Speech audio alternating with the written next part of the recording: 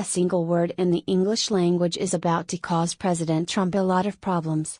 The president's response Thursday to a question about his hopes for undocumented youth underscored a struggle Republicans have faced for decades: disagreements over what constitutes amnesty for people living in the U.S. illegally. "We are not looking at citizenship.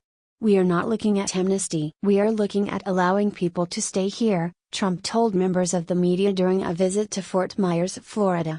His comments came less than an hour after Deputy White House Press Secretary Lindsey Walters refused to litigate what the definition of amnesty is during a gaggle with reporters aboard Air Force One.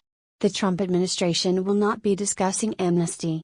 What the Trump administration will discuss is a responsible path forward in immigration reform that could include legal citizenship over a period of time, Walters had said. Both Walters and Trump were responding to questions about a discussion that took place Wednesday evening when the president invited Democratic leaders Nancy Pelosi and Chuck Schumer to join him for dinner.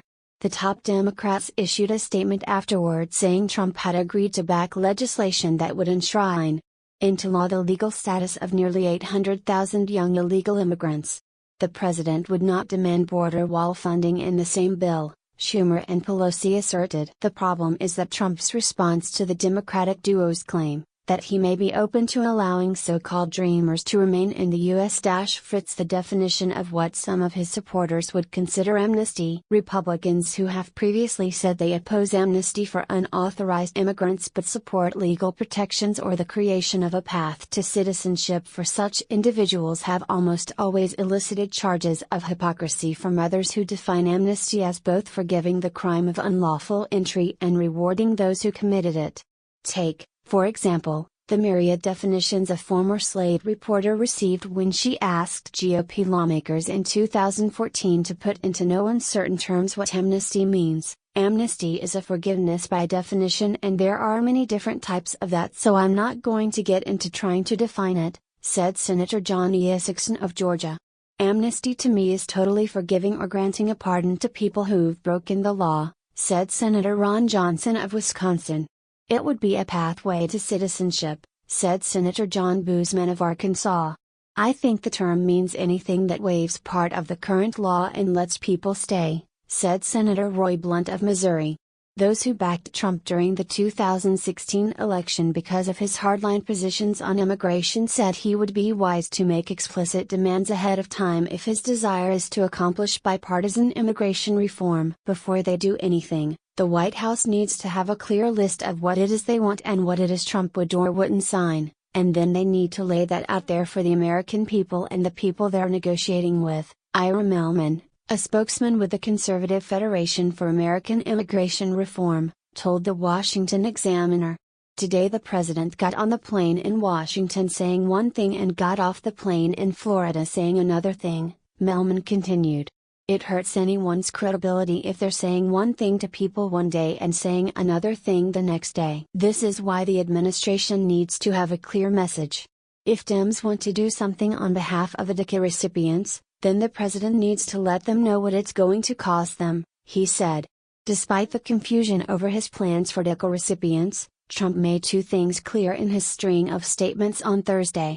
He still wants to build a barrier along the U.S.-Mexico border and he is prepared to make concessions to get there. The latter left some of his most steadfast supporters fuming. Let's play Jeopardy! Answer: an Easter egg. Question: what's the only thing easier to roll than Donald J. Trump? Conservative columnist Ann Coulter wrote in a series of tweets Thursday. Trump base is blown up, destroyed, irreparable, and disillusioned beyond repair, Iowa Congressman Steve King, who endorsed Trump last August, tweeted Wednesday night after reports emerged about the president's meeting with Schumer and Pelosi. Fox News personality Laura Ingraham, who had been considered for several posts within the administration, said the only deal Trump could strike without alienating a chunk of his base would include passage of the RAISE Act, mandatory E-Verify, and money for his border wall. Trump's political opponents made it clear early on that funding for a border wall would be a non-starter in negotiations on immigration reform. Instead, Pelosi has urged the president to endorse a legislative package that would include the DREAM Act, which aims to provide an eventual pathway to citizenship for undocumented youth, and enhanced border security measures apart from a physical wall. A deal containing those conditions seemed plausible Thursday when Trump told reporters that he and congressional leaders were fairly close to reaching an agreement on a deal that would include massive border security. "The wall will come later," he added. Newsmax CEO Chris Ruddy, a longtime Trump confidant who has spoken favorably of the 2013 Gang of Eight immigration bill, told the Washington Examiner he was pleased to see the president softening his stance on immigration even if it comes at the risk of alienating some of supporters. He had been given bad advice by a lot of people in the White House to take a more confrontational approach, and I think he realized that it was not working, Ruddy said. "This is a brilliant strategy by Trump, to reach across the aisle, do what other presidents used to do but that Obama didn't." What do you think about this news? Scroll down and comment. Thanks for watching. Please subscribe.